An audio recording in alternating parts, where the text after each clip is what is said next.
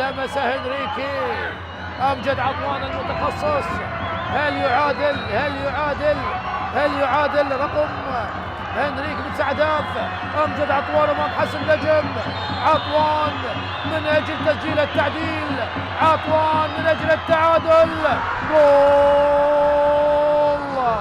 هدف التعادل لزاخو.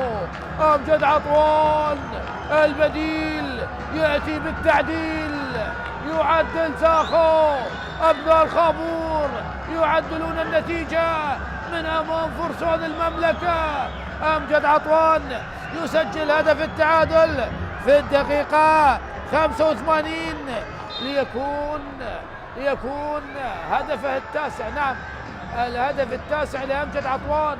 أمجد عطوان الذي سبق وأن سجل في مرمى نوروز وهدفين في مرمى كربلاء وفي مرمى الزوراء، وكذلك في مرمى زاخو هدفين، وفي